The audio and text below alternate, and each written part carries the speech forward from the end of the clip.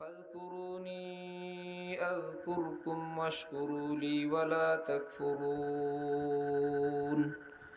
صدق الله مولانا العظيم وقال رسول الله صلى الله تعالى عليه وسلم إنما الأعمال بالنيات وإنما لامرئ ما نوى فمن كانت هجرته إلى الله ورسوله فهجرته إلى الله ورسوله ومن كانت هجرته إلى دنيا يصيبها أو امرأة يتزوجها فهجرته إلى ما هاجر إليه وقال رسول الله صلى الله تعالى عليه وسلم التائب من الذنب كمن لا ذنب له أو كما قال رسول الله صلى الله تعالى عليه وسلم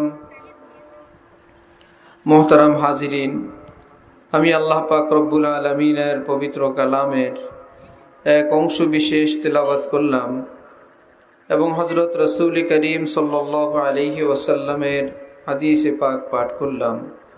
আল্লাহ পাক কুরআন শরীফ এবং হাদিস শরীফের পরিপূর্ণ নূর আমাদের সকলকে নসিব ফরমান।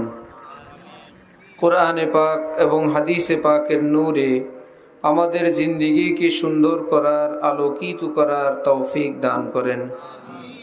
আল্লাহ পাকের অনেক বড় ইহসান, অনেক বড় মেহেরবানি।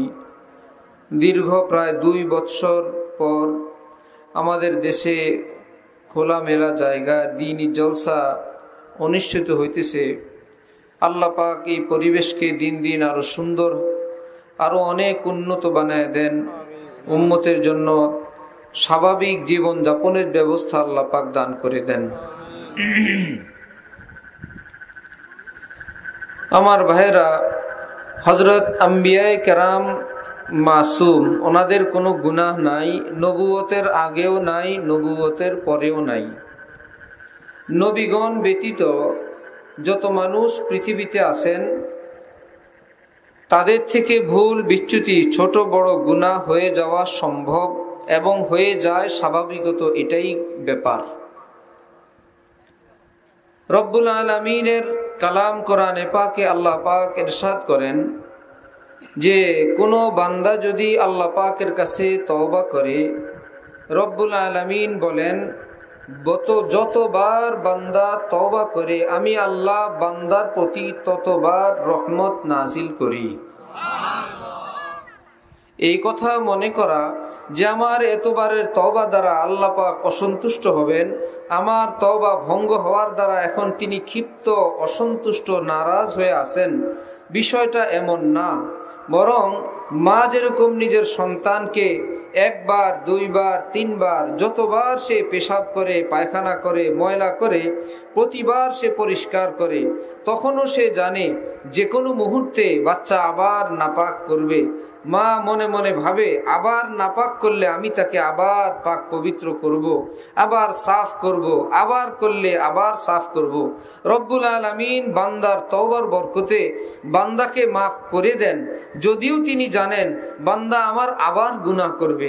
আল্লাহ পাক বলেন আমার বান্দা আবার তওবা করলে আমি আবার মাফ করে দেব। এই জন্য এই তওবার বিষয়টা অনেক মুসলমান মনে করেন তওবা মানে হইল এমন তওবা যার পরে আর কোনো গুনাহ করা যায় না, অথবা গুনাহ হয়ে গেলে আগের তওবা কবুল হয় নাই। তওবা করার পর যদি আবার গুনাহ হয়ে যায়, কেউ মনে করে অর্থাৎ আগের তওবা আর হয় নাই, এটাই প্রমাণ। এটা ইসলামের সঠিক ব্যাখ্যা না।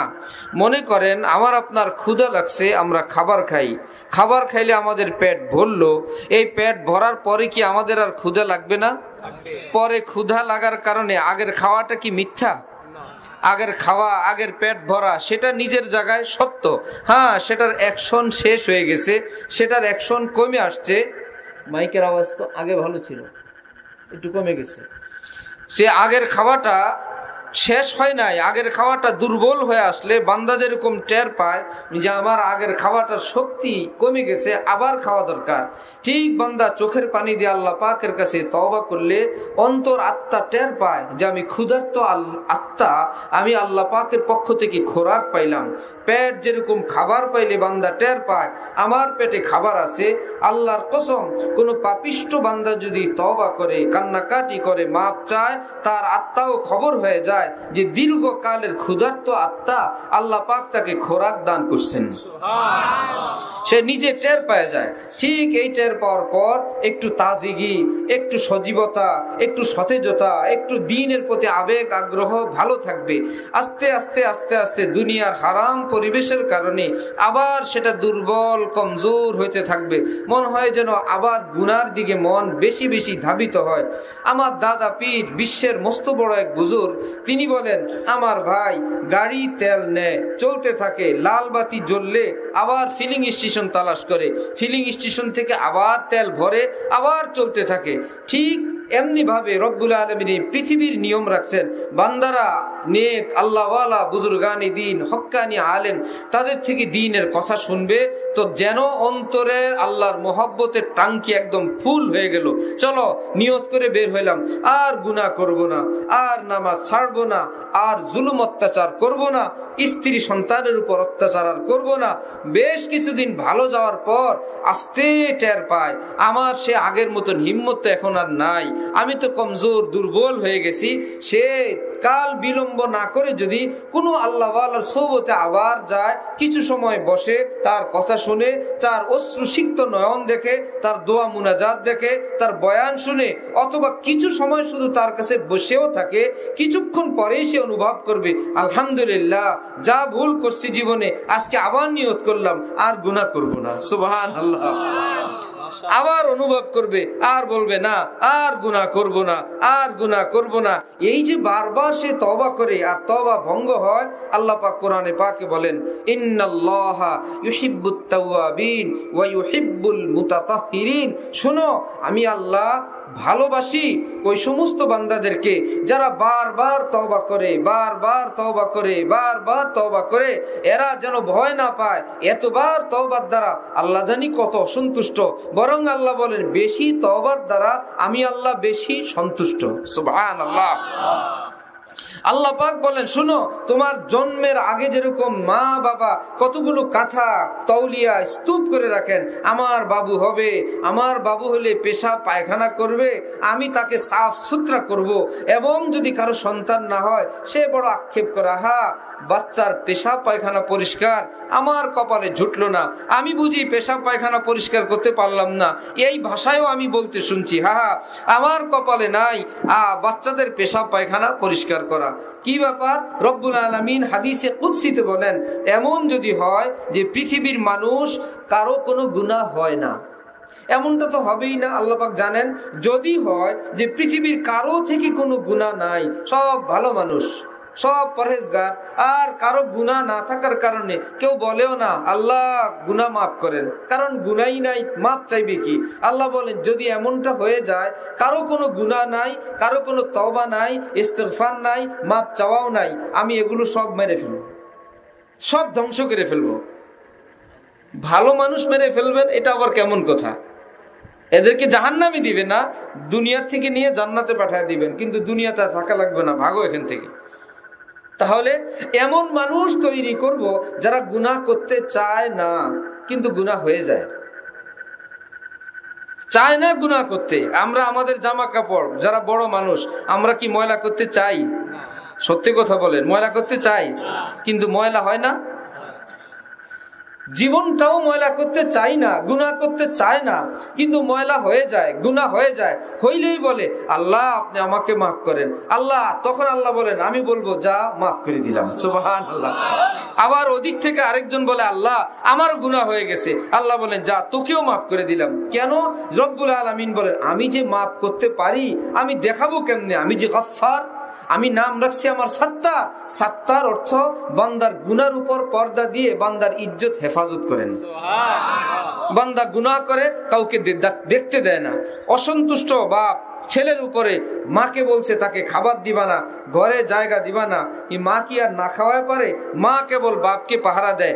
বাপ ঘর থেকে বের হয়ে গেলে চুপচাপ ডাকে, খাবার খাওয়ায়। একটু পরে বাবা আসতে জিজ্ঞেস করে, আসছিল না? আসে নেই, বলে কি না? এই যে মায়ের এই গুণ, এটাকে বলে সাত্তারি। মা কেবল বান্দাকে, সন্তানকে লুকায় রাখে। বাপ যদি পায় তো মাইর দিবে, বাপ পাইলে তাকে শাস্তি দিবে। আল্লাহ পাক বলেন, আমিও আমার বান্দার গুনাহগুলোকে এরকম ঢাইকে ঢাইকে রাখি। সমাজের লোক যদি পায় তাকে জুতা দিবে, ঝাড়ু দিবে, বেইজ্জতি করবে। আমি আল্লাহ বান্দার গুনার উপর পর্দা দিয়ে ইজ্জত হেফাজত করে রাখি। সুবহানাল্লাহ। আল্লাহ বলেন, আমি জানি সব, তারপরেও জানতে দেই না। হযরত ওমর ফারুক রাদিয়াল্লাহু তাআলা আনহুর যুগে একটা চোর ধরা পড়লে চোর বলল কি, হুজুর মাফ করে দেন, এটা আমার জীবনের প্রথম চুরি। হযরত ওমর বলেন, কশিন কালেও হইতে পারে না, আমি জানি না তুমি কোথায় কি চুরি করছো। বাকি আল্লাহ পাক তিনি অনেক রহমওয়ালা, অনেক সবরওয়ালা। প্রথম চুরি করলে তোমারে প্রথম দিনই ধরা খাওয়াই দিবেন, এমনটা তো আল্লাহর স্বভাব না, এমনটা তো আল্লাহ করেন না। নিশ্চয়ই তুমি অনেকবার চুরি করছো। আর আল্লাহ তোমার বিষয়টাকে লুকায় রাখছেন, বান্দা তওবা করুক, বান্দা আরেক বান্দার হক পরিশোধ করে দেখ। আল্লাহর এই সাত্তারিটাকে তুমি মনে করছো দুর্বলতা, যা আল্লাহ তো ধরতে পারলো না। আল্লাহ তোমাকে বাঁচায় বাঁচায় রাখছেন, কিন্তু তুমি মনে করছো আল্লাহ তোমাকে ধরতে পারে নাই। এই জন্য আল্লাহর শক্তির সঙ্গে তুমি যখন প্রতিযোগিতা দিছ, আল্লাহ শক্তির সঙ্গে যখন তুমি পাল্লা দিছ, রব্বুল আলামিন তোমার উপরের থেকে আল্লাহর সাত্তারির পর্দা সরাই দিছেন, যে আমি তোরে হেফাজত করলাম না, এইবার ধরা পড়ে গেছো, সত্যি কথা বলো, আগে আর চুরি করছো কিনা। এইবার হযরত ওমরের ধমকের চোটে বলো, হ্যাঁ হুজুর, বয়ের চোটে বলছি, আসলে আরো চুরি করছিলাম। তো বোঝা গেল রব্বুল আলামিন বান্দার ইজ্জত হেফাজত করার জন্য তিনি বলেন আমি সাত্তার, তিনি বলেন বারবার আমি মাফ করব, আমি গফফার, তিনি বলেন বহুবার আমি তওবা কবুল করব, আমি তাওয়াব, তিনি বলেন আমি সারা জাহানের সব মানুষকে আমি খাওয়াবো, আমি রাজ্জাক। আমার ভাইয়েরা, একই দেশে কেউ খায়, রাজা বাদশা, তাকেও সরকার ভান্ডার থেকে খাবার দেয়। আবার যারা ফাঁসির আসামি, যারা জেলে বন্দি, শিকলে বান্দা, তাদেরকেও সরকার রাজস্ব ভান্ডার থেকে খাবার খাওয়ায়। দুই খাবার কি একরকম না বেশ কম? বেশ কম আছে না? কাউকে ইজ্জতের সঙ্গে খাওয়ায়, কাউকে বেইজ্জতির সঙ্গে খাওয়ায়। আল্লাহ রিজিক দেন সারা পৃথিবীর সবাইকে, কাফেরকে, ইহুদি মুশরিককে, শিয়াল কুকুরকে, আবার মুসলমানকেও রিজিক একই আল্লাহ দেন। কিন্তু নবীজি দোয়া শিখাইছেন, আলহামদুলিল্লাহিল্লাযী আতআমানা ওয়া সাকানা ওয়া জাআলানা মিনাল মুসলিমিন। আয় আল্লাহ, আপনি খাওয়াইলেন, আল্লাহ আপনি পান করাইলেন। এইটুকুন পর্যন্ত তিনি বলে থামলেন না, পরে বললেন কি, খাওয়াইলেন তো কাফেরকে, খাওয়াইলেন তো মুশরিককে, আমাকেও খাওয়াইলেন। আয় আল্লাহ, আপনার শুকরিয়া, ওয়া জাআলানা মিনাল মুসলিমিন, শুকরিয়া যে আপনি মুসলমান বানায়া খাওয়াইলেন। সুবহানাল্লাহ। বিয়া বাড়িতে ফকিরও খায়, মিসকিনও খায়, ডেকোরেটর ওয়ালাও খায়, ঝাড়ুদারও খায়, খানসামাও খায়, দুলাও খায়। সবাই তো এক বিয়ের খানা খায়, সবার খাওয়া কি একরকম? আরেক পাগল আসছে সেও খায়, আরেক বাড়ির একটা আসছে সেও খায়, আরে যারে দেখতে পারি না সেও দাওয়াতে আসছে সেও খায়। কিন্তু দুলার খাবার আর ওই মানুষগুলোর খাবার একই রকম না। আসমানের সামিয়ানার নিচে কাফির মুশরিক বেঈমানও খায়, বড় পীর আব্দুল কাদের জিলানীও খায়, খাজা মঈনুদ্দিন চিশতিও খায়, আল্লাহ দেওয়ানাও খায়। আল্লাহর কসম, আমার দাদা পীর হযরত ওয়াল্লাহ শাহ হাকিম আখতার সাহেব রহমতুল্লাহি আলাইহি, তার শায়েখ, তার পীরের খাদেম ছিলেন।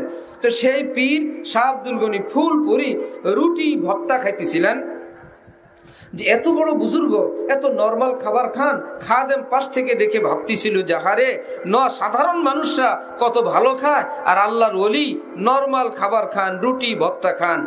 এই দৃষ্টিভঙ্গিটা ওই বুজুর্গ বুঝতে পারছেন যে আমার খাদেম বেচারা আমার এই খাবারটাকে সে নরমাল ভাবতেছে। হঠাৎ বললেন কি জানো মিয়া আক্তার, আমি যখন রুটিতে ভর্তা নেই, মুখের কাছে খাবারের জন্য আনি, একটা গায়েবী আওয়াজ শুনি, আমার আল্লাহ আমাকে বলেন কি, নে আব্দুল গনি, আমি আল্লাহর হাতে খা। সুবহানাল্লাহ। কেউ তো টের পান যে আমার আল্লাহ বলেন আমার হাতে খা। আমার ভাইয়েরা, আজকের এই মাহফিলে যদি কাউকে বলা হয় যে ভাই 1000 টাকার নোট আপনাদেরকে আজকে গিফট করা হবে, যে নিতে চান নিতে পারেন। আর পুরানা ছেঁড়া একটা টাকা আছে 2 টাকা, এটা বড় পীর জিলানীর হাত লাগানো টাকা। উনি ওনার হাতে এই টাকাটা নিজে ব্যবহার করছেন, এটা ওনার দান, ওনার গিফট। ভাই, যে কেউ চাইলে 1000ও নিতে পারেন, কেউ চাইলে বড় পীর জিলানীর হাতের পুরানা 2 টাকাও নিতে পারেন। যার অন্তরে আল্লাহর ওলির মহব্বত আছে, সে কি 1000 টাকা নিবে না 2 টাকা? কেন ভাই, 998 টাকা আপনি কম নিবেন? বলবো হ্যাঁ, আমি কমটাই নিব, জিলানীর হাত লাগছে যেটা, আমার তো সেই টাকা দরকার। আহা, বড় পীর জিলানীর হাত লাগা টাকা ছোট হইলেও যদি সেটার দাম বড় হয়, আল্লাহর কসম, আল্লাহ দিওয়ানা বলে, আরে মাওলার রহমতের হাতের খাবার হালাল যদি হয় সেটাই রহমতের খাবার। আরে সেটা যদি রুটি চাটনিও হয়, হারাম পোলাও কোরমার চেয়ে হালাল রুটি ভর্তা অনেক দামি, অনেক বরকতওয়ালা, অনেক নূরওয়ালা, অনেক রহমতওয়ালা, অনেক বরকতওয়ালা। আল্লাহ আমাদেরকে সেই রিজিক খাবার তৌফিক দান করেন। आए थे किस काम को क्या कर चले, तुहमते चंद अपने सर पर धर चले, वहां से पर्चा भी न लाए साथ में, यहाँ से समझाने को दफ्तर ले चले। আমার ভাইয়েরা, আসছিলাম পৃথিবীতে কি করার জন্য, আর কি করে রওনা হইলাম। এখন প্রতিযোগিতা হইলো বিল্ডিং এর প্রতিযোগিতা। বিল্ডিং এর প্রতিযোগিতার শেষ, ভিতরের ডেকোরেশনের প্রতিযোগিতা। ডেকোরেশন নিচের দিকে যা ছিল, এখন ছাদের ডেকোরেশনের প্রতিযোগিতা, সেইটা শেষ। এখন বাথরুমের হাই কমোড আর লো কমোডের প্রতিযোগিতা। নাউজুবিল্লাহি তাআলা মিন যালিক। আহা, দুনিয়াতে আসছিল ফাস্তাবিকুল খায়রাত, লম্বা লম্বা সেজদা করার জন্য। মিজান হযরত আয়েশা বলেন, আমার পাশে নবীজি নাই, আমি হাত দিয়ে অন্ধকারে এরকম খুঁজতে খুঁজতে গিয়ে দেখি নবীজি সেজদার মধ্যে পড়ে আছেন। সুবহানাল্লাহ। আহা, স্বামী যদি, স্ত্রী যদি দেখে আমার স্বামী পাশে নাই, আর যদি দেখে স্বামী সেজদায় পড়ে আছে, স্বামী চোখের পানি দিয়ে চোখ বুক ভাসায় ফেলতেছে, আল্লাহ, সেই স্ত্রী বলবে, আল্লাহ ধন দৌলত চাই না, এমন একজন ফেরেশতা তুল্লাহ আপনি স্বামী দান করছেন। স্বামী যদি দেখেন স্ত্রী খাটের পাশে বসে তাহাজ্জুদ পড়ে, চোখের পানি দিয়ে কান্দে, ইশরাক পড়ে, আউয়াবিন পড়ে, সেই স্বামী জানে এইরকম কালো বেটি স্ত্রী পায়াও তিনি কত খুশি। আহা, আল্লাহ পাক তো আমাদেরকে সেই রকম সুখময় দাম্পত্য জীবন চান।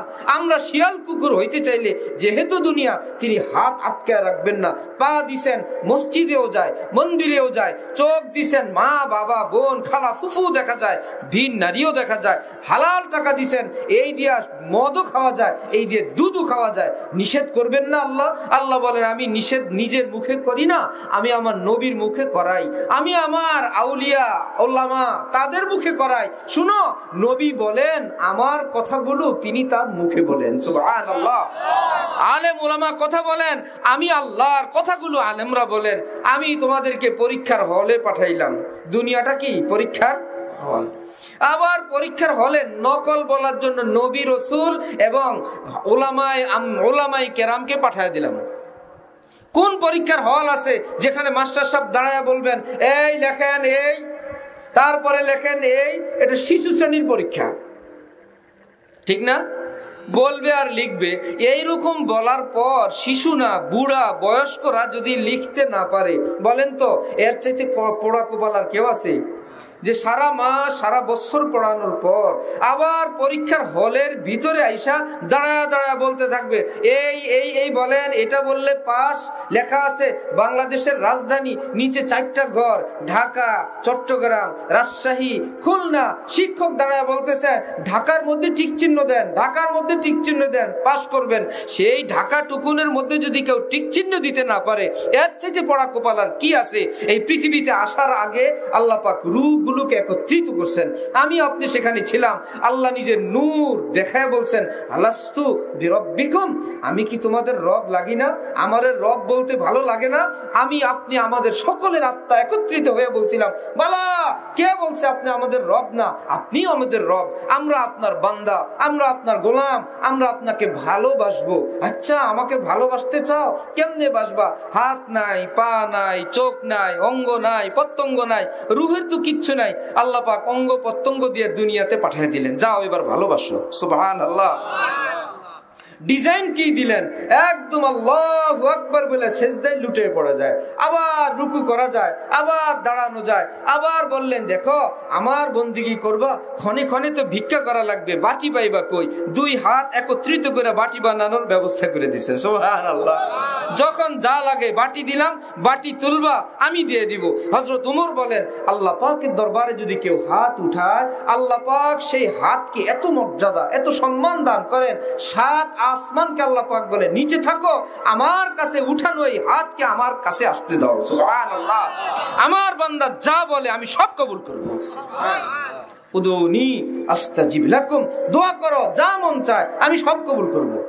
কোরআন শরীফের আয়াত, উদুনি আস্তাজিব লাকুম, আমার কাছে চাও আমি সব দিব।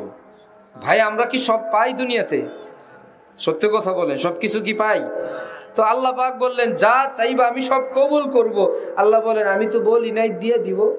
মাশাআল্লাহ, মাশাআল্লাহ। আমি বলছি কবুল করব, দিব তো বলি নাই। তুমি 15-16 বছরের ছেলে যদি বাপারে বলে আব্বা আমি বিয়ে করব, বিয়ের বয়স হয়েছে তার? কিন্তু সেই বেচারা বলে বসছে। এক ছাত্র আমাদের, সে দেশে গিয়ে তার বাবা ব্যবসায়ী, বলে আব্বা আমি বিয়ে করব। সম্মানিত দিনদার মানুষ একদম ঘুরেন দিয়ে পড়ে বেহুশ হয়ে গেছে।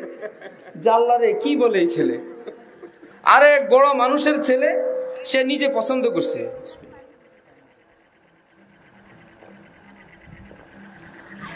পছন্দ করে এত পাগল হয়েছে, মা বাবা মান ইজ্জত নিয়ে সমস্যা, আমারে অমুক জায়গায় বিয়ে করানোই লাগবে।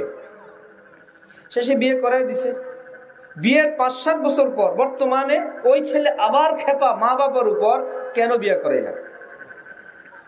ভাই তুমি না ভাঙচুর করলা। আমি ছোট মানুষ, আমি ভাঙচুর করতেই পারি, আমার বুঝ কম ছিল। তোমাকে কি কম ছিল?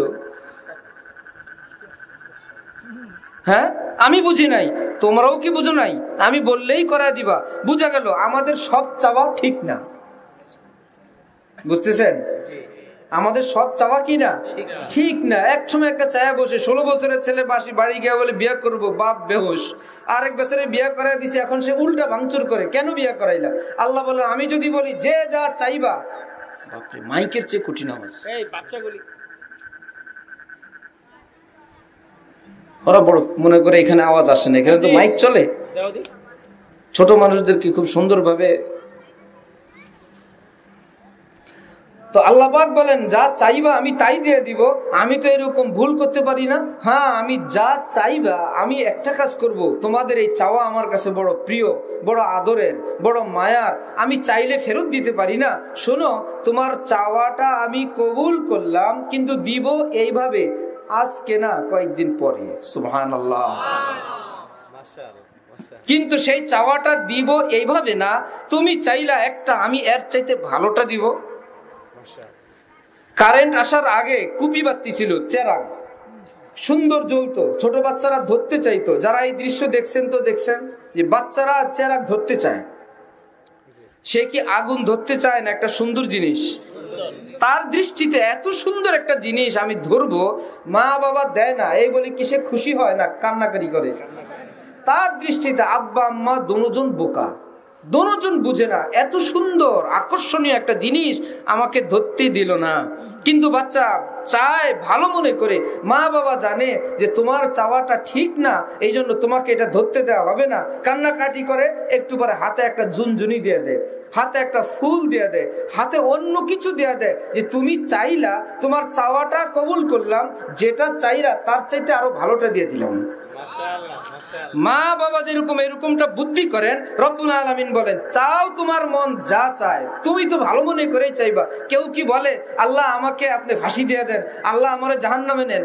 তার দৃষ্টিতে যেটা ভালো সে সেটাই চায়। আল্লাহ বলে তুমি চাও, কিন্তু শুনো, আসান তাকরাহু শাইআন ওয়া হুয়া খায়রুল লাকুম, আসান তুহিব্বু শাইআন ওয়া হুয়া শাররুল লাকুম। অনেক জিনিস আছে তোমরা ভীষণ ভালোবাসো, এটাই হওয়া দরকার। আমি জানি এটা ক্ষতিকর, আমি করতে দিব না। নিউজিল্যান্ডে মসজিদে হামলা হয়েছিল, বাংলাদেশের খেলোয়াড়রাও সেই দেশে ছিলেন। কোন একটা সেমিনার ছিল, জুমার নামাজে ওনারা যাবেন, 5 মিনিট দেরি হয়ে গেছে, সেমিনারের বক্তা আলোচনা এদিক সেদিক হয়, আর বসে বসে ভাবতেছিলেন কেন বয়ান শেষ করেন, আমরা জুমার নামাজ পড়বো। 5 মিনিট লেট হয়েছে, দ্রুত মসজিদে রওনা হয়ে পথে গিয়ে শুনে আগাবেন না, এই 5 মিনিট আগে মসজিদে ব্রাশ ফায়ার হয়েছে। বলেন তো এবার ওই 5 মিনিট তাদের জন্য কি বিপদ ছিল না রহমত ছিল? রহমত ছিল। আমার ছোট বোনের বিয়ে, ড্রাইভারের পাশের সিটে সবাই বসতে চায়, আমি ছোট, আমিও পাশে গিয়ে বসছি। নতুন বেয়াই সাহেব ভগ্নিপতির ভাই বললেন যে বেয়াই আপনি একটু পিছনে বসেন, আমি আমার বাচ্চা দুইটারে কোলে নিয়ে এখানে বসি। কোরবানি করতে একটু কষ্ট হয়েছে, তারপরে বললাম চলো পিছনে যাই। গাঞ্জির মধ্যে বসি গিয়া, বিয়ের গাড়িতে একটু চাপাচাপি থাকে, পিছনে গিয়া বসলাম, আমার ভালো সিটটা দিয়ে দিলাম। কিছুক্ষণ পর আমাদের গাড়ি অ্যাক্সিডেন্ট, একদম উল্টে গেছে। এখন উল্টানোর পর হুঁশ ছিল না, দেখি যে চাক্কা উপরে, লোকজন গাড়ির গ্লাস ভাঙতেছে আমাদেরকে বের করার জন্য। এতক্ষণ কি হয়েছে পুরো হুঁশ আসে নাই, ছিল না। যাই হোক বের করলো, সবাই ভালো আছে। দুলহানের একটু আঙ্গুল কাটা গেছে। আমার এক জোড়া চামড়ার স্যান্ডেল ছিল খুব প্রিয়, এখনো খুব কষ্ট লাগে, ওটা হারানো গেছে। খুব পছন্দের, খুব পাতলা ইতালি। ওই সময় পর্যন্ত এর চাইতে দামি স্যান্ডেল আর কেনা হয় নাই, তো এই জন্য বড় সুন্দর। ওইটা হারানো গেল, পিঠে একটু কাটছে, কিন্তু ওই বেয়াই নাই। কি মুশকিল, এখন কে কারে গুনবে? সব আস্তে আস্তে আস্তে আস্তে হিসাব করতে করতে আমরা হিসাব করে দেখি সামনের সিটের ওই লোকটা, তার বাচ্চাগুলো নাই, খুঁজে পাওয়া যায় না। একজন বললেন যে হ্যাঁ একটা লোক দেখি রক্তাক্ত রিক্সা নিয়ে 2টা বাচ্চা সহ চলে যায়। খোঁজ নীতির আশপাশেই ছিল ভাঙ্গাচুরার হসপিটাল, কুমিল্লার লালমাই ভাঙ্গাচুরা যেখানে, সেখানে আমরা সেখানে গিয়ে দেখি আমার সেই বেয়াই বসে আছেন, ওনার একটা হাত 3 ভাঙ্গা দিছে, চেহারার সঙ্গে নাই, কঠিন থেকে কঠিন অ্যাক্সিডেন্ট, ওনার চিকিৎসা চলছে। ওই সিটটা তো আমারই ছিল, ওই সিটটা আমার ছিল না? রব্বুল আলামিন বলেন একটা জিনিসকে কামড়ায়েই ধরে রেখো না, চেষ্টা করো, এরপরে যেটা হওয়ার এটা আমার হাতে ছেড়ে দাও। আয় আল্লাহ আপনি আমার সন্তান দেন, আল্লাহ সন্তান দেন। আল্লাহ বলেন আমি বুঝি দিব না না দিব। আল্লাহ ছেলে দেন, আমি বুঝি দিব না না দিব। আল্লাহ একটা মেয়ে দেন, তুমি চাও কিন্তু সিদ্ধান্ত নিও না। কত মেয়ের বাবা, ছেলের বাবা, ছেলেও আছে মেয়েও আছে। আল্লাহ এই ডাকাত না দিয়ে যদি আপনি আরেকটা মেয়ে দিতেন, বলে কি না? ছেলের জন্য তাবিজ, মেয়ের জন্য কোনো তাবিজ যদি আমাদের কাছে নাই, না আমিও নাই, যার কাছে জিজ্ঞেস করি বলে এই তাবিজ এখনো আসে নাই, ছেলের একটা আছে। তার ছেলে কত রত্ন, কত বড় সম্পদ, কিন্তু সেই ছেলে হইছে এখন ছেলের বাবা দোয়া দুরুদ কাবা মক্কা মদিনায় কইছে ছেলে দেন ছেলে দেন ছেলে দেন, ছেলে হইছে এখন বলে আল্লাহ ডাকাত না দিয়ে আরেকটা মেয়ে দিতেন। কি ব্যাপার তুমি না? আবার কারো মেয়ের বাপ বলে আল্লাহ এই মেয়ে না দিয়ে আপনি আরেকটা ছেলে দিতেন। এ আমার পুরো গোষ্ঠীর মান ইজ্জত নষ্ট করছে। দোনো গ্রুপের মধ্যে আছে, অর্থাৎ ভালো মন্দ আমাদের জানা নাই। আমরা বলবো আল্লাহ এটা দেন, আল্লাহ বলবে এরপরে এটা বলে দাও, আয় আল্লাহ আপনি যেটা দিবেন আমি সেটাকেই নিয়ামত মনে করবো। সুবহানাল্লাহ, মাশাআল্লাহ, মাশাআল্লাহ। চাইছি আমার আল্লাহ এমন দিয়েছেন, আমি চাইছি এমন হয়েছে তেমন। হযরত ঈসা আলাইহিস সালামের দাদি বা নানি বলছেন আল্লাহ আমার একটা ছেলে দেন, ছেলে দিলে আমি ছেলেটাকে আপনার ঘরে দিব, হয়েছে মেয়ে একটা। কি একটা মুশকিল। ঈসা আলাইহিস সালামের মা হলো মারিয়াম, মারিয়ামের মা আল্লাহর কাছে বলছিল আল্লাহ আমার একটা ছেলে দেন, আপনার ঘরের মসজিদের খাদেম বানাবো। ওনার ঘরে হয়েছে মরিয়ম। আল্লাহ চাইলাম পোলা, দিলেন মেয়ে। কেমন হইলো? আল্লাহ বলে তুমি যেই ছেলে চাইছিলা ওটার চেয়ে মেয়ে এটা ভালো, ছেলের চেয়ে মেয়ে ভালো। কয়দিন পরে জানা গেল এই মেয়ের ঘরেই হযরত ঈসা নবীর জন্ম, এবং সেই মেয়ের নাম মারিয়াম। উনার নামে আল্লাহ পাক কোরআন শরীফে সূরা নাজিল করছেন। এবার বলেন মৌলভী সাহেবের দাম বেশি না হযরত মারিয়ামের দাম বেশি? অনেক দাম বেশি, অনেক দাম বেশি। যে আল্লাহ রে স্বামীবিহীন সন্তান পেটে আসছে, মান ইজ্জত নিয়েই তো টানাটানি।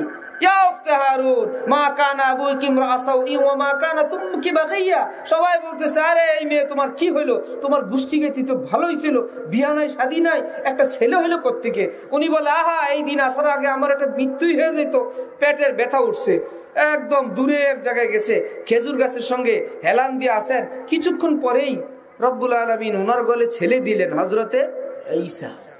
লাগছে ক্ষুধা, পানির পিপাসা, আহা রব্বুল আলামিন বললেন এত কিছু মিটাবে? খেজুর গাছে তো খেজুর আছেই। ওয়াহুজ্জি ইলাইকি বিজিজিন নাখলা, তুসাকিত আলাইকি রুতাবান জানিয়া, খেজুর গাছের ডাল নাড়া দিলে খেজুর পড়বে, খেজুর খাও। মুফাসসিরিনরা বলেন যে আল্লাহ বাপ ছাড়া স্বামী ছাড়া ঈসা নবী দিলেন, খেজুর দুগা ফেরেশতা করে দিয়ে পাঠিয়ে দিলে কি হইতো? মহিলার মাত্র বাচ্চা হইলো, বলে তুমি গাছ লাড়া দিয়ে খেজুর খাও। আল্লাহ বুঝাইলেন রিজিকের ব্যাপারটা তো ফাও ফাও আসে না, একটু কষ্ট করে খাওয়ার লাগে। ঈসা তো আমার বিশেষ ব্যাপার, খাওন দাওয়ান এরকম ঘরে বসে থাকলে হবে না, একটু কষ্ট করে খাওয়া লাগবে। কিয়ামত পর্যন্ত মানুষ কি শিখাই দিয়েছেন যে না আল্লাহ রিজিক দাতা, সুতরাং আমি ঘরে বসে থাকি, কাজ হবে না, নামাজ শেষ ওয়াবতাগু মিন ফাদলিল্লাহ, এবার যাও চাকরিতে যাও, দোকানদারিতে যাও, কাজে যাও, আর বলো আল্লাহ আপনি ফজল দান করেন। চোরে কি চুরি করা মালকে বলতে পারে এটা আমার আল্লাহর দয়া? চোরা মালরে আল্লাহর দয়া বলা যায় না, ঘুষখোরের ঘুষকে আল্লাহর দয়া বলা যায় না। আগে বলা যাইতো না, এখন যে আপডেট দুনিয়া আসছে, এখন বলে কি জানেন, ইনশাআল্লাহ নামাজ পড়তে দিব না, ইনশাআল্লাহ। আমার আপন চাচা এক মসজিদের ইমাম, মহল্লার এক মুরব্বী এসে বলতেছে না হইল না, না আশাটা পূরণ হইল না। কি হয়েছে মুরব্বী? নাতিটারে স্কুলে দিছিলাম, ভাবছিলাম সে ডাক্তার ইঞ্জিনিয়ার হবে, এখন এবছর 80 পড়ে, তারে ধরছে শয়তানি। কি শয়তানে ধরলো? এখন সে বলে সে নাকি মাদ্রাসায় পড়বে।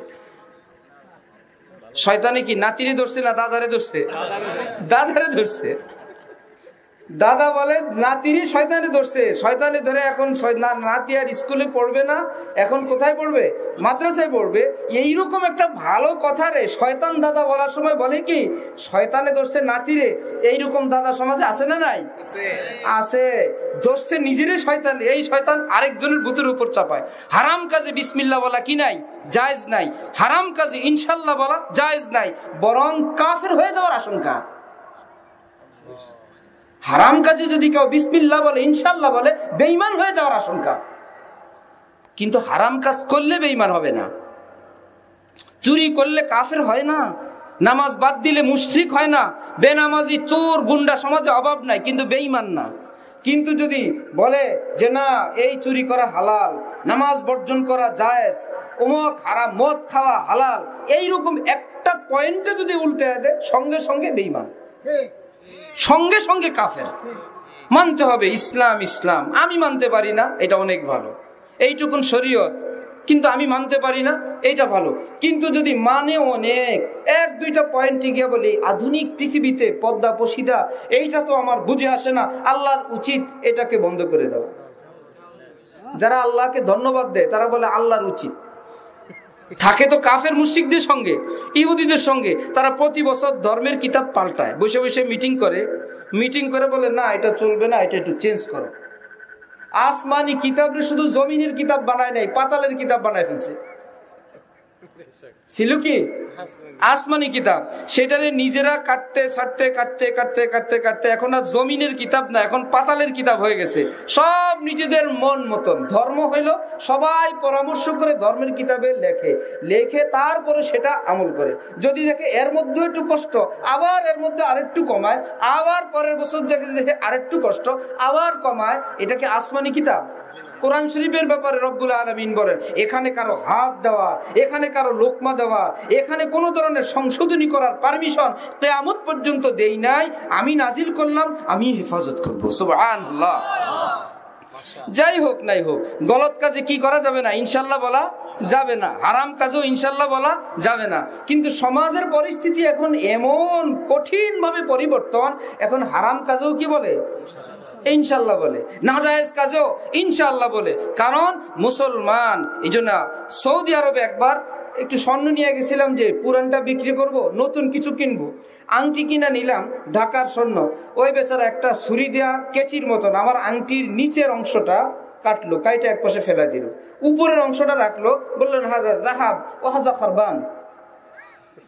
কি ব্যাপার? যে উপরেরটা আছে কোন রকম স্বর্ণ, নিচের যে গোল রিং, কুল্লু বাঙালি খারবান ইয়াল্লাহ। বাঙালি বড় 2 নম্বর। এই রিং তো তোমার, এটা তো স্বর্ণ না, এটা তামা পিতল দেয়া রিং বানায় দিছে। কাইটা ওটা ফেলাই দিল। আমি আপনি কিনছিলাম ওটা কি তামা হিসাবে না স্বর্ণ হিসাবে? আবার স্বর্ণের দোকানে যান, 18 ক্যারেট, 21 ক্যারেট, 22 ক্যারেট, 24 ক্যারেট, সব কটার নাম কি? স্বর্ণ। সনাতন স্বর্ণ, এরপরে হইলো 18 ক্যারেট। সনাতনের মধ্যে 16 আনায় 8 আনা টিকবে, বাকিটা নষ্ট। তো ঠিক এই স্বর্ণের মধ্যে যেরকম সব এক নামে স্বর্ণ, ঠিক মুসলমানদের মধ্যেও সব আমরা মুসলমান, কিন্তু ওই স্বর্ণকারের কোষ্ঠী পাথরে ঘষা দিলে যেরকম এইরকম ক্যারেট বের হয়ে যায়, কোরআনের জন্য কোষ্ঠী পাথর, কোরআন হইল কোষ্ঠী পাথর, হাদিস হইল কোষ্ঠী পাথর। এর সঙ্গে আমার আপনার জীবনটা ঘষা দেওয়ার পর দেখা গেল আরে নামে তো মুসলমান, না আমল আছে, না এলেম আছে, না নামাজ আছে, না সহি আকীদা আছে, কাফের না। ওইটা এমন না যেটা স্বর্ণ না, স্বর্ণ কিন্তু একদম অল্প টিকবে। আর যদি সাহাবাই কেরামকে একটু কোষ্ঠী পাথরের সঙ্গে টিপ দেয়, রব্বুল আলামিন বলে আরে ওখানে চেক করা লাগবে না, রাদিয়াল্লাহু আনহুম, আমি আল্লাহ দুনিয়াতেই এদের রেজাল্ট আউট করে দিছি, আমি তাদের সবার উপরে খুশি। সুবহানাল্লাহ। এরাও মুসলমান, ওনারাও মুসলমান, আমরাও কি মুসলমান। এই যে এত আকাশ পাতাল বেশ কম, কিন্তু আল্লাহ পাকের দয়া কি, তিনি দেখেন যে কিয়ামতের সময়, কিয়ামতের আগে এখন যে নামের মুসলমান, এই মিটি মিটি ইমান আছে এমন মুসলমান আছে না ভাইরা? আল্লাহ পাক বলেন এত সত্ত্বেও কাউকে তুমি বলতে পারবে না আমি হুজুর, আমি পরহেজগার, অমুকে নামাজ রোজা পড়ে না, ও খারাপ। আল্লাহ পাক বলেন না, এটা বলার পারমিশন নাই। ইন্নামাল মুমিনুনা ইখওয়া, ঈমানদাররা তোমরা সবাই পরস্পর একে অপরের ভাই হও। সুবহানাল্লাহ। বেনামাজ ঈমানওয়ালা তোমার ভাই হয়, বেরোজগার ঈমানওয়ালা তোমার ভাই হয়, দাড়িবিহীন ঈমানওয়ালা তোমার ভাই হয়। আল্লাহ পাক বলেন আমি বুঝি তোমার পরিচয় ঈমান নিয়ে।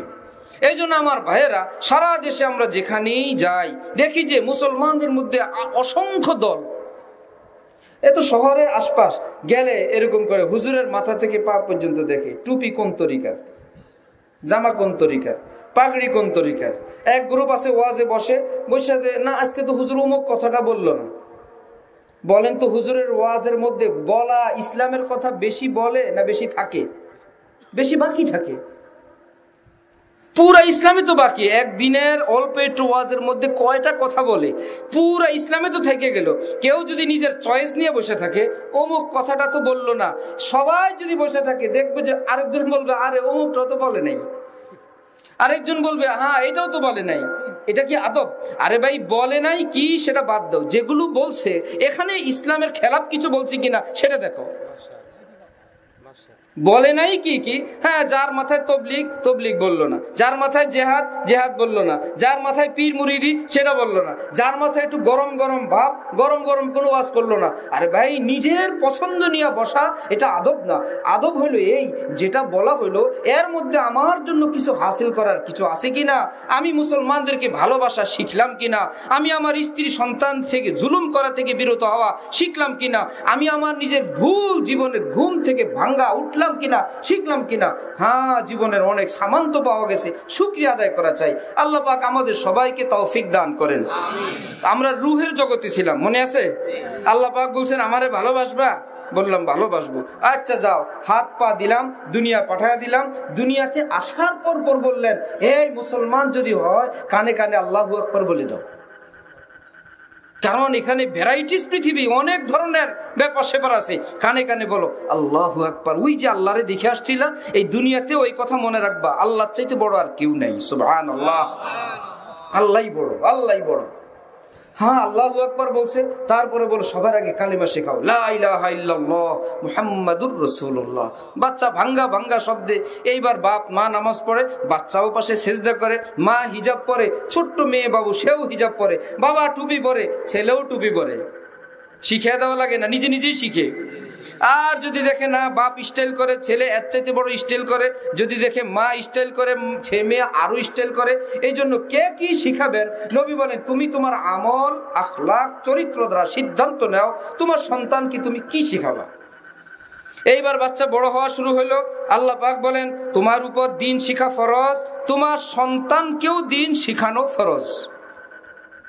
না মা বাবার ফরজ পরিমাণ এলেম, না সন্তানের ফরজ পরিমাণ এলেম, এরপরেই তো জায়গায় বেজাগায় ইনশাল্লাহ শুরু হয়ে যায়।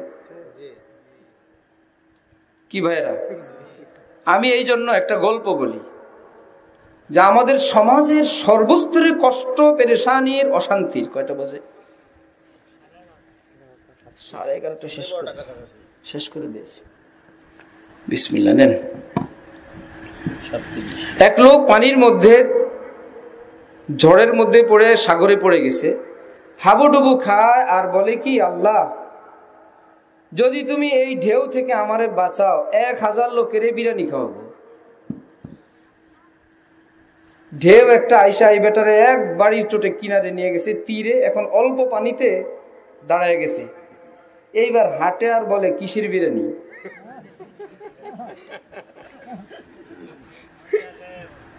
একমাত্রই বলে কিসের বিরিয়ানি। বাতাস আরেকটা আইসা এক পিটানে আগের চাইতে আরো দ্বিগুণ মধ্যসাগরে নিয়ে পরিস্থিতি আরো জটিল। এখন সেই বলে, আল্লাহ তুমি কি বুঝা আমার এখানে নিয়ে আসলা? আমি তো তোমারে জিজ্ঞাসা করছিলাম কিসের বিরিয়ানি, গরুরটা না মুরগিরটা? আল্লাহ বুঝে নাই কিসের বিরিয়ানির অর্থ? ব্যাখ্যা করে দিলে হয়ে যাবে। দুনিয়াতে আসার আগে বলছিলাম আল্লাহ আমরা আপনারে ভালোবাসবো, নাকি কেউ বলেন নাই? আছেন কেউ?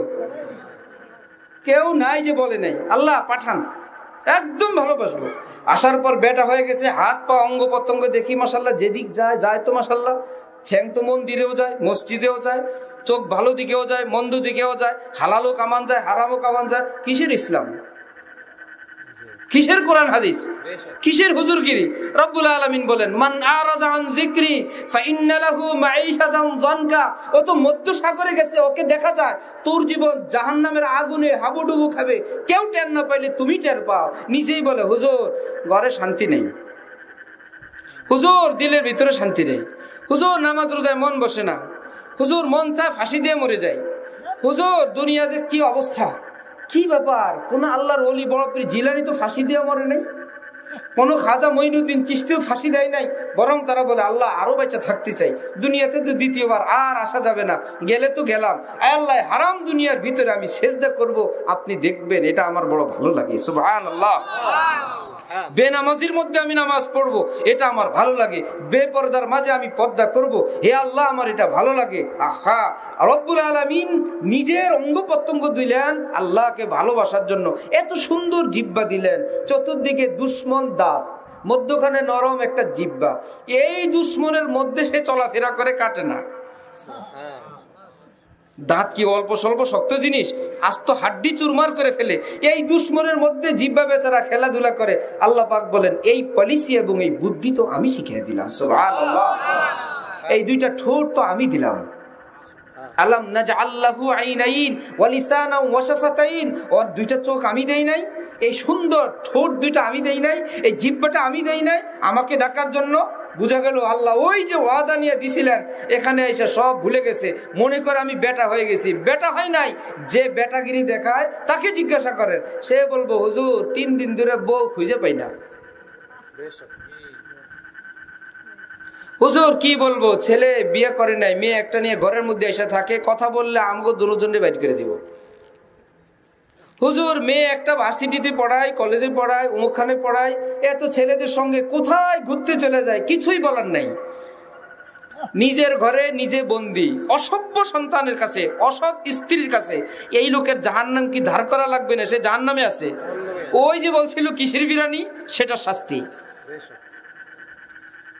কিন্তু যে না বুঝে তাকে বুঝানো যায় না।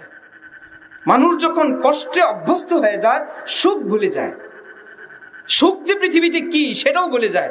সেই লোক যখন রোগ থেকে মুক্ত হয়, এক আলেমের মায়ের চোখে ছানি পড়ছে, দীর্ঘদিন না দেখতে না দেখতে না দেখতে না দেখতে না দেখতে একদম অন্যরকম।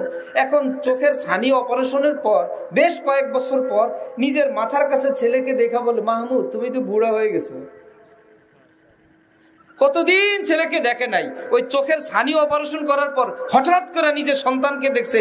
আরে দাড়ি চুল দেখছিলাম আমার ছেলের কালো কালো, এখন আজকে দেখি সাদা হয়ে গেছে। মানে বেশ কিছুদিন থেকে সে অন্ধ ছিল।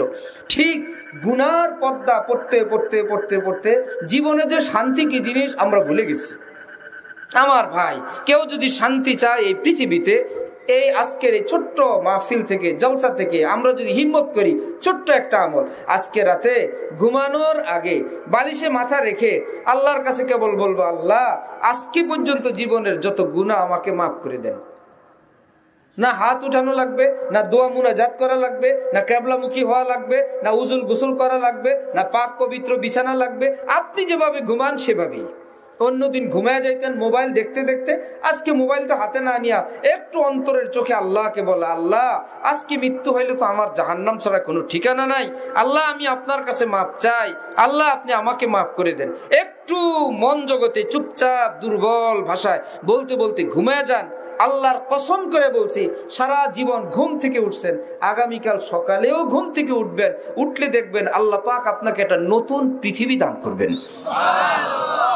যে একটা গুনাহমুক্ত পৃথিবী। আল্লাহ গাছের কালার এমন, ওই যে বলছিল মা মাহমুদ তুমি যে বুড়া হয়ে গেছো, আপনি বলবেন আল্লাহ গাছ আজকে এমন লাগে কেন, ফুল ফল এমন লাগে কেন। আগে খিটখিটে মেজাজ লাগতো, শিয়াল কুকুর বিড়াল দেখলে লাথি দিতে মন চাইতো, এখন বিড়াল দেখলেও মনে হয় আহা ওর বানারে আল্লাহ তো আমার আল্লাহ রে, কেন তিনি বানাইছেন সেটা তিনিই জানেন।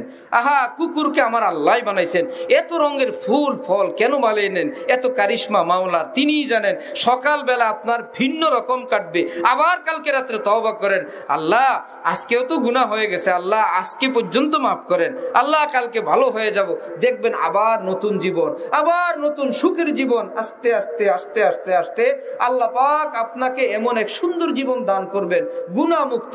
আপনি নিজেই বলবেন ये कौन आया कि धीमी पड़ गई लो शम्ए महफिल की पतंगों की आवाज उड़ने लगी चिंगारियां दिल की। হে আল্লাহ আমি এতদিন বুঝতে পারি নাই কাকে কি ভাবছিলাম, এখন দেখি হাত তুললেই মজা লাগে, এখন দেখি সেজদা করলেই ভালো লাগে, এখন দেখি আলেম দেখলে মজা লাগে, এখন দেখি মসজিদের দিকে দিলটা কেবলই টানে, আজান শুনলে আল্লাহ অস্থির হয়ে যায়। সেই দিন টের পাবেন এই পৃথিবীর আনন্দ মজা আসলে কাকে বলে। আমরা কি চাই সেই মজা? ইনশাআল্লাহ। আল্লাহ আমাদের সবাইকে তৌফিক দান করেন। আমার ভাইয়েরা, গুনাহ হইলো আমাদের অশান্তির মূল, কারণ গুনার হেড অফিস জাহান্নাম, ব্রাঞ্চ হইলো এক একটা গুনাহ। জাহান্নাম অশান্তির জায়গা, ব্রাঞ্চ এক একটা অশান্তি। গুনাহ ছাড়বো তো শান্তি আসবে ইনশাআল্লাহ। আল্লাহ আমাদের সকলকে মনে প্রাণে তওবা করার এবং যার যে ভুল বিচ্যুতি গুনাহের অভ্যাস আছে সেটাকে বর্জন করার তৌফিক দান করেন। ওয়া আখিরু দাওয়ানা আনিল হামদুলিল্লাহি রাব্বিল আলামিন।